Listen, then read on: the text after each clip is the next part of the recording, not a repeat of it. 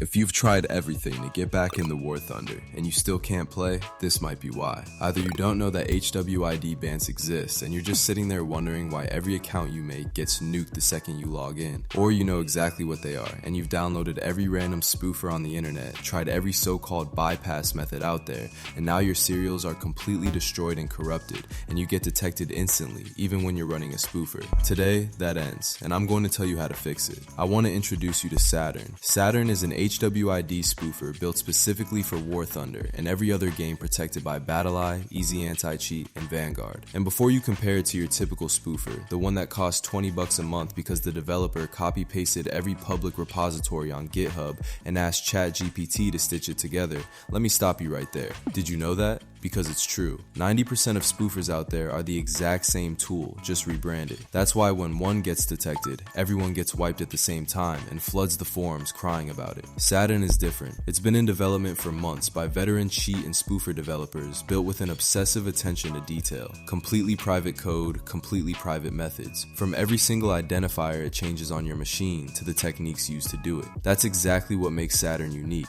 And right now, it's the only spoofer on the market that is completely undetected on War Thunder and every game protected by BattlEye, Easy Anti-Cheat, and Vanguard. Now, I can already hear you. Yeah, sure bro, 150 for a spoofer? No thanks. Here's the thing, it's free for 24 hours. Test it yourself. See why it's priced the way it is. I'm confident that once you run it, you'll understand exactly how much work went into it, and you'll see there's genuinely no comparison to anything else on the market. Oh, and those destroyed, corrupted serials I mentioned earlier, Saturn handles those too. Go check it out, test it, and let us know what you think about it.